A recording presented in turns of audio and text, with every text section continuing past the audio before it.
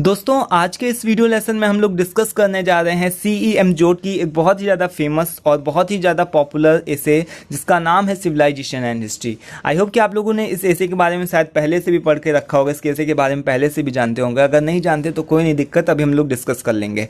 तो चलिए स्टार्ट करते हैं। जैसा कि दोस्तों आप यहाँ पर देख पा रहे हैं कि सिविलाइजेशन एंड हिस्ट्री, यहाँ पर जो एसे का टाइटल है यहाँ पर ये लिखा हुआ है सिविलाइजेशन एंड हिस्ट्री। सिविलाइजेशन का मतलब दोस्तों क्या होता है आप लोगों को पता है। सिविलाइजेशन का मतलब होता है सभ्यता या फिर संस्कृति, और हिस्ट्री का मतलब सभी लोग जानते हैं इतिहास होता है। बहुत से ऐसे लोग भी हैं जिन्होंने अपने यूनिवर्सिटी के जो भी सब्जेक्ट होते हैं उसमें हिस्ट्री सब्जेक्ट को भी ले करके रखा होगा, और अगर नहीं लिया होगा तो हम लोगों ने बचपन में कभी ना कभी क्लास 8, 9, 10 एकेडमिक लेवल पर हिस्ट्री के बारे में जरूर पढ़ा होता है। अब हम लोगों ने हिस्ट्री के बारे में दोस्तों पढ़ा तो होता है, तो उस हिस्ट्री में हम लोगों को क्या पढ़ाया जाता है आप लोगों को याद होगा अगर तो आप जानते हैं। हम लोग ऐसे लोगों के बारे में पढ़ते हैं जो लोग आए, जिन लोगों ने मारा काटा, ठीक है, एक दूसरे को बड़े बड़े जो युद्ध हुए, ठीक है, 2 वर्ल्ड वॉर के बारे में हम लोग पढ़ते हैं। ऐसे बहुत से लोगों के बारे में पढ़ते हैं जो कि किलर्स रहे, डिस्ट्रॉयर्स रहे, मतलब कि ऐसे लोगों के बारे में पढ़ते हैं जो मारते काटते रहे, खून खराबे करते रहे, दूसरों के इलाके में जाकर के कब्जा करते रहे, ठीक है, उनकी हम जन्म मृत्यु हर चीज़ पूरी की पूरी पढ़ डालते हैं, ठीक है। तो हिस्ट्री में हम लोगों को यही चीज़ पढ़ाई जाती है। हिस्ट्री में हम लोग पूरा का पूरा यही पढ़ते हैं। हिस्ट्री में मोस्टली दोस्तों आप लोगों को पता है 3 एजेस होते हैं। जैसे कि आपको यहाँ पर पता है कि 3 एजेस होते हैं हमारे, आपको भी पता होगा पहले से ही कि एंशियंट पीरियड, एंशियंट टाइम होता था हमारा, मतलब सबसे प्राचीन काल, जिसमें हम लोगों के जो भी संत महात्मा लोग लाइक इस तरीके के लोग रहते थे। उसके बाद में मिडिल एज आई। मिडिल एज में दोस्तों ही हमारे 2 वर्ल्ड वॉर हुए और बहुत सारे खून खराबे हुए। मतलब जो मिडिल एज रही ये हमारी बिल्कुल भी अच्छी नहीं रही। उसके बाद में अब हमारी मॉडर्न एज, हम लोग जिस एज में रहते हैं वो हमारी मॉडर्न एज है। सो फ्रेंड्स, जो मॉडर्न एज है उसमें अब हम लोग काफ़ी सारी चीज़ों का डेवलपमेंट कर रहे हैं, विकास कर रहे हैं। जो हमारी मिडिल एज थी वो बिल्कुल भी अच्छी नहीं थी, क्योंकि उसमें बहुत सारी प्रथाएं थी, जैसे सती प्रथा, और मतलब बाल विवाह कर दिया जाता था, लड़कियों की भी अच्छी कंडीशन नहीं होती थी, ठीक है, वुमेन्स की भी अच्छी कंडीशन नहीं थी। तो ये जो मिडिल एज रही है ये बिल्कुल भी अच्छी नहीं रही है। तो उसी चीज़ के बारे में जो सी एमजोड है इस चीज़ में यहाँ पर एक्सप्लेन करते हैं कि हम लोग हिस्ट्री में क्या पढ़ते हैं। हम लोग हिस्ट्री में मोस्ट ऑफ चीज़ें यही पढ़ते हैं कि ऐसे लोगों के बारे में पढ़ते हैं जैसे जिन लोगों ने खून खराबे किए, जिन लोगों ने आए एक दूसरे के मारा पीटा, ठीक है, और मार काट करके चले गए, उनके इलाकों में कब्जा कर लिया और उसको रूल ऐसा कॉन्करल्स, मतलब कि उन जगहों पर जा कर के वहाँ पर वो लोग ऐसा बैठ गए, मतलब कि वहाँ पर जा कर के रूल करने लगे उस एरिया को, ठीक है। तो इस चीज़ में उनको काफ़ी दुख होता है, ठीक है। तो यहाँ पर ये चीज़ इनको अच्छी नहीं लगती कि मतलब कि हम लोग हिस्ट्री में ऐसे लोगों के बारे में पढ़ते हैं, बड़े बड़े जो भी हमारे विक्टर्स हैं, जनरल्स हैं, सोल्जर्स हैं, इन्हीं लोगों के ऊपर हम लोग डिस्कस किया करते हैं। इन्हीं लोगों की हिस्ट्री जो मतलब कि पूरी की पूरी हिस्ट्री पढ़ते हैं, जन्म मृत्यु हर चीज़ पढ़ते हैं। लेकिन हम लोग कभी भी ऐसे लोगों की तरफ हमारा दिमाग नहीं जाता। ऐसे लोगों के बारे में हम बिल्कुल भी नहीं पढ़ना चाहते जिन्होंने एक्चुअली में सिविलाइजेशन को आगे बढ़ाने में मदद करी, ठीक है, जिन्होंने एक्चुअली में सिविलाइजेशन को फॉरवर्ड करने में मदद करी, ठीक है, really help the civilization forward, ठीक है। जैसे कि अगर हम एग्जाम्पल की बात करें, हम लोग उन लोगों के बारे में तो जानते हैं, जैसे अकबर हो गया, हुमायूं हो गया, ठीक है, बड़ा से जैसे कि अशोक सम्राट हो गए, ठीक है, जिन्होंने कलिंग युद्ध लड़ा, ठीक है, ऐसे लोगों के बारे में हम जरूर जानते हैं। ऐसे लोगों के हर चीज़ हम लोग हिस्ट्री, ज्योग्राफी, सब कुछ उनके हमको पता होती है, पूरे खानदान के बारे में पता होता है। लेकिन हम ऐसे लोगों के बारे में बिल्कुल भी नहीं जानते जिन्होंने एक्चुअली में सिविलाइजेशन को आगे बढ़ाने में मदद करी, ठीक है, एक्चुअली द सिविलाइजेशन फॉरवर्ड, मतलब कि जिन्होंने सिविलाइजेशन को फॉरवर्ड करने में मदद करी। यानी कि कुछ लोग ऐसे हैं कि जिन्होंने कई सारी चीज़ों की इन्वेंशन करी, खोज करी मिडिल एज के दौरान में, उन लोगों के बारे में हम बिल्कुल भी नहीं जानते। जैसे कि सबसे पहले एक इंसान ने यहाँ पर जब हमारी हड्डियाँ टूट जाती थी तो हम लोगों को बहुत ज़्यादा दिक्कत होती थी, लेकिन फिर एक ऐसा इंसान आया जिसने हमारी हड्डियों को जोड़ने का काम शुरू किया। मतलब कि सबसे पहले जिस इंसान ने हड्डियां जोड़ने का काम स्टार्ट किया, जिसने हड्डियां जोड़ी सबसे पहले, उसके बारे में हम लोग बिल्कुल भी नहीं जानते, उसका नाम तक नहीं जानते। ऐसे इंसान के बारे में हम बिल्कुल भी नहीं जानते जिसने सबसे पहले यहाँ पर सी वर्दी बोट बनाई थी, मतलब कि जिसके माध्यम से आज हम लोग जिस नाव का जिसने आविष्कार किया था, जिस नाव के माध्यम से या फिर जिस शिप के माध्यम से हम विदेशों में बड़े बड़े व्यापार करते हैं, आदान प्रदान करते हैं, ठीक है, आयात निर्यात करते हैं, उसका नाम हम नहीं जानते कि किसने बोट बनाई होगी, ठीक है। हम ऐसे इंसान के बारे में नहीं जानते जिसने सबसे पहले घड़ी का आविष्कार किया, घड़ी बनाया, दूरबीन बनाया, बहुत सारी अलग अलग सारी चीज़ें बनाई। ऐसे लोगों के बारे में हम कुछ भी नहीं जानते, उनका नाम तक की नहीं जानते। लेकिन जो लोग किलर्स है, जिन लोगों ने मारा काटा एक दूसरे को, और डिस्ट्रॉयर्स है, जनता को, धन को, सब चीज़ों को हानि पहुंचा दी, उनके बारे में हम सब कुछ पढ़ते हैं, उनके बारे में सब कुछ जानते हैं, ठीक है। तो ये चीज़ इनको अच्छी नहीं लगती, और रिजल्ट हमको इसका क्या देखने को मिलता है कि अगर हम किसी भी बड़े बड़े कंट्रीज़ में जाएँ, बड़ी सिटीज़ में जाएँ या फिर किसी भी बड़ी कंट्रीज़ में जाएँ, तो वहाँ पर देखने को क्या मिलता है हमको ऐसा रिजल्ट कि वहाँ पर जाकर के देखने को ये चीज़ मिलती है कि उनके बड़े बड़े स्टैचूज़ होते हैं ऐसे लोगों के जो लोग ज़्यादा, जिन लोगों ने ज़्यादा लोगों को मारा, ठीक है। जैसे बहुत सारे ऐसे लोग हैं कि जिन लोगों ने ज़्यादा लोगों को मारा और वहाँ पर जाकर के उस जगह पर राज्य करने लगे, तो उनके बड़े बड़े स्टैचूज़ होते हैं, उनके किले होते हैं, ठीक है, बड़ी बड़ी कंट्रीज़ में और बड़ी बड़ी सिटीज़ में इस तरीके से, और उनकी पिक्चर्स हमको देखने को मिलती है, स्टैचूज़ देखने को मिलते हैं, ठीक है। यहाँ तक कि नोट में भी उन लोगों के सब चीज़ें छपे होते हैं, ठीक है। तो ये सारी चीज़ें जो भी हैं CM जोट को देख करके बिल्कुल भी अच्छी नहीं लगती। हम लोग मतलब कि उन्हीं लोगों के बारे में जानते हैं, उन्हीं लोगों के बारे में पढ़ते हैं,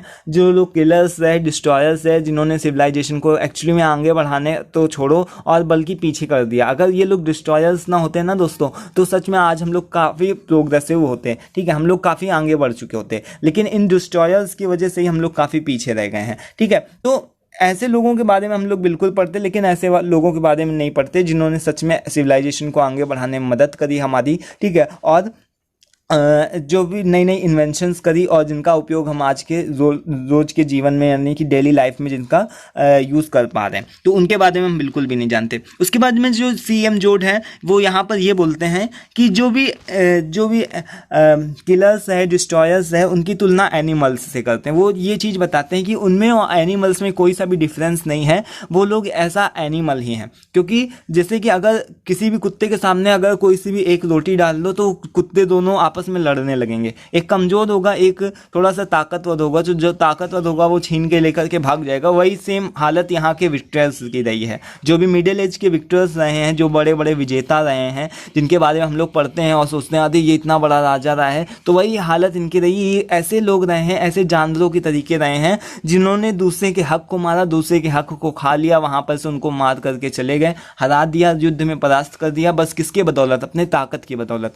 मतलब कि अगर आपके पास में ताकत है तो आप कुछ भी करेंगे, आप दूसरे का हक मारेंगे और दूसरे का हक को खा लेंगे, तो ये चीज़ गलत है ना। तो जानवरों में भी यही चीज़ पाई जाती है। तो यहाँ पर जो CM जोड हैं वो बोलते हैं कि एनिमल्स में और ऐसे लोगों में बड़े जो कि विक्टर्स रहे हैं मिडिल एज में, उनमें और इनमें कोई सा भी डिफरेंस नहीं है, ठीक है। अब इसके बाद में दोस्तों CM जोट जो है आगे काफ़ी ये सारी चीज़ें तो हैं, ठीक है, आप लोग पढ़ लीजिएगा, यहाँ पर सब बहुत सारी चीज़ें लिखी हुई हैं, तो यहाँ पर मैं वर्ड टू वर्ड में नहीं बता रहा हूँ। उसके बाद में यहाँ पर देखिए क्या लिखा हुआ है कि एक वर्ड यहाँ पर आया है might is right. Might is right का मतलब दोस्तों क्या होता है, मैं इसको एक्सप्लेन करता हूँ। कभी कभार इस तरीके से आ जाता है कि माइट इज़ राइट को एक्सप्लेन करिए कि इसका क्या मीनिंग है, ठीक है। तो जो CM जोट है वो ये चीज़ बोलते हैं कि अगर आपके पास में ताकत है तो आप सही हैं।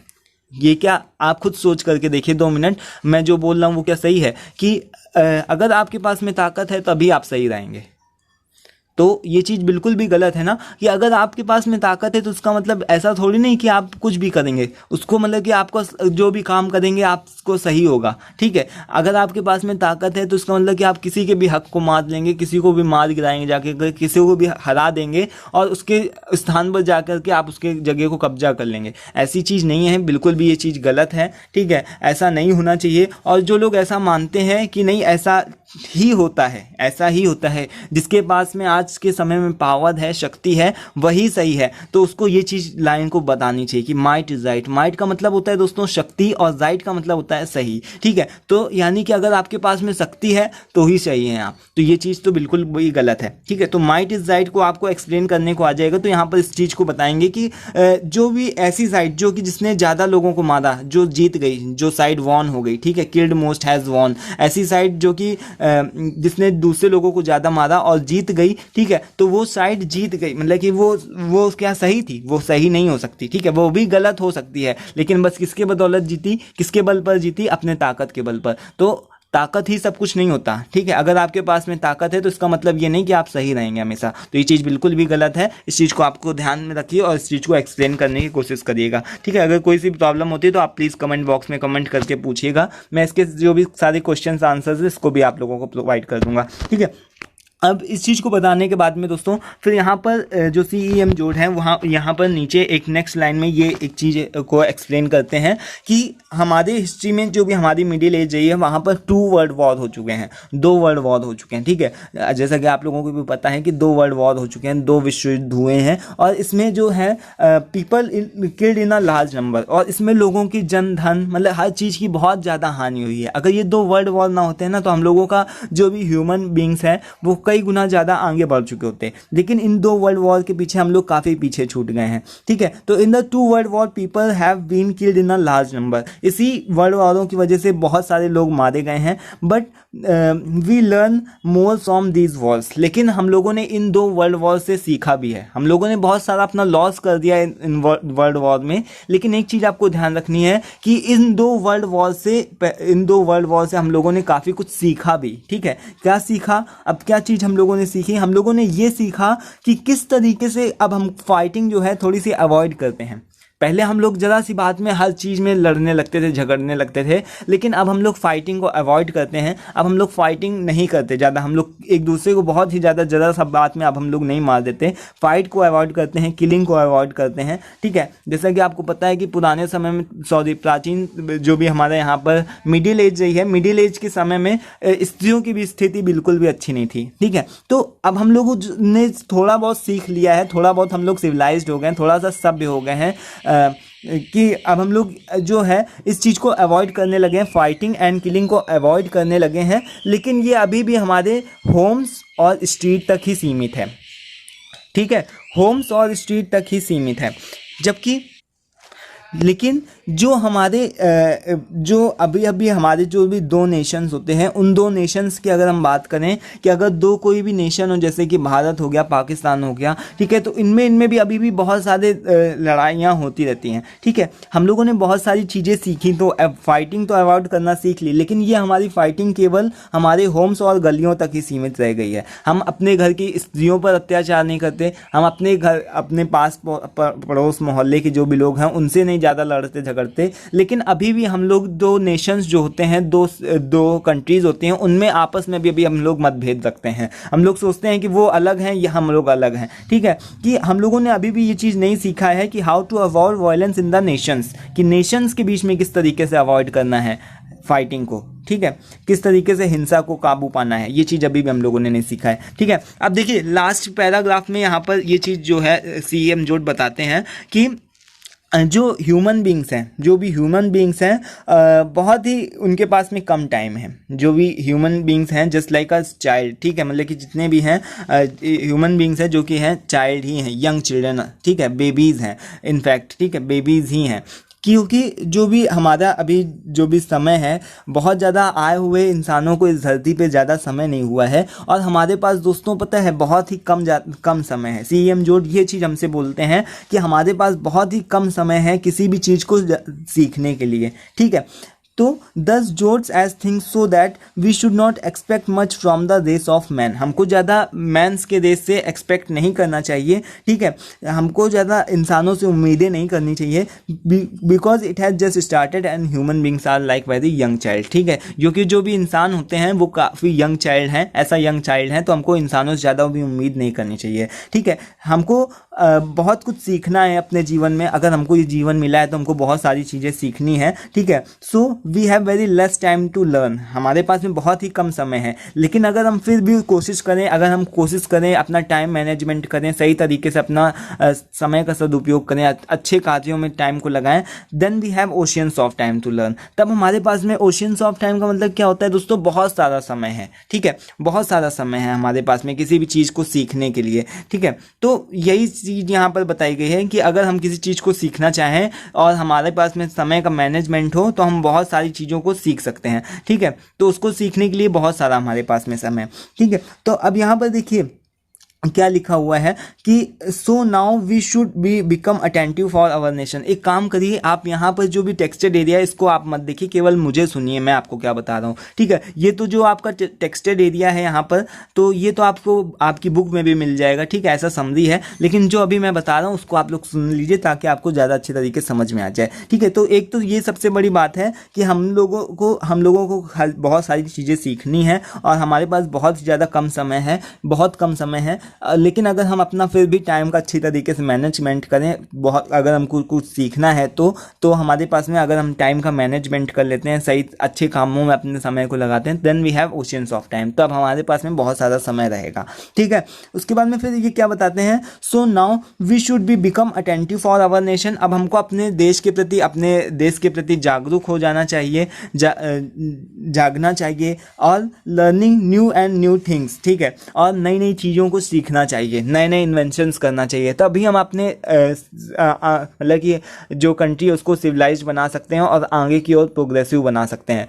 इतिहास के ऐसे लोगों के बारे में पढ़ करके कुछ नहीं होने वाला जिन लोगों ने किलर्स हैं, जो लोग डिस्ट्रॉयर्स हैं, जिन लोगों ने मारा काटा, बल्कि ऐसे लोगों के बारे में पढ़ करके हो सकता है जिन्होंने कुछ ना कुछ इन्वेंशन करी और देश के बारे में देश को प्रगति के मार्ग पर लेके गए। जैसे कि अगर हम बोलें तो लाइट का जिन्होंने आविष्कार किया एडिशन ने, ठीक है, उनके बारे में अगर हम पढ़ेंगे, उनके जीवन को पढ़ेंगे तो हमको कुछ प्रेरणा मिलेगी, ठीक है। हमारे मन में कोई भी लड़ाई दंगा अगर हम पढ़ेंगे तो वैसे ही हम बन जाएंगे, ठीक है। तो यहाँ पर जो सीएम जोड़ है उनका यही बोलना है कि ऐसे लोगों के बारे में हम लोगों को ज़्यादा पढ़ना चाहिए जिन्होंने सच में एक्चुअली में देश को आगे बढ़ाने में मदद करी, ठीक है, और ऐसे लोगों को अवॉइड करना चाहिए।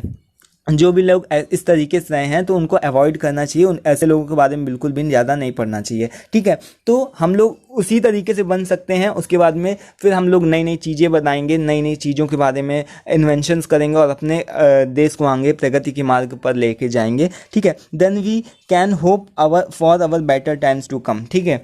तब हम इस चीज़ की आशा कर सकते हैं कि हमारा जो अच्छा समय है वो आने वाला है, ऐसे ही नहीं अच्छा समय आएगा, ठीक है। तो हम लोगों को कब आशा करनी चाहिए कि हमारा अच्छा समय आएगा, जब हम कुछ पहले अच्छा करेंगे, पहले कुछ अच्छा सीखें दूसरे लोगों से, ऐसे लोगों से प्रेरणा लें, उसके बाद में कुछ अच्छा करें, तब हम इस चीज़ की आशा करें कि हमारा अच्छा समय आने वाला है। क्योंकि good peoples wait for good things, क्योंकि अच्छे लोग ही अच्छी चीज़ों का इंतजार करते हैं, और अगर आपको ऐसे फालतू में बैठना तो कोई दिक्कत नहीं। तो फ्रेंड्स, यहाँ पर दोस्तों जो हमारा एसे है सिविलाइजेशन एंड हिस्ट्री, ये हमारा ख़त्म होता है। आई होप कि आप लोगों को इसके बारे में कई एक चीज़ों के बारे में नॉलेज हो गई होगी। मैं भी कोशिश यही कर रहा था कि आप लोगों को अच्छी तरीके से समझा दूं, और आप लोगों को मैंने बता दिया, यहाँ पर वर्ड टू वर्ड मैंने इसको एक एक चीज़ को नहीं बताया, एक्सप्रेस किया, ठीक है। आप लोग खुद ही समझदार हैं, आप चाहें तो डिस्क्रिप्शन बॉक्स में चेकआउट कर सकते हैं, ये पूरा का पूरा ये ऐसे की समरी आपको मिल जाएगी, ठीक है। और डिस्क्रिप्शन बॉक्स में दोस्तों और भी अदर वीडियोज़ के भी लिंक पड़े हुए हैं, और आगे अब हम लोग नेक्स्ट वीडियो में एक और समरी के बारे में पढ़ेंगे, द फन दे हैड के बारे में,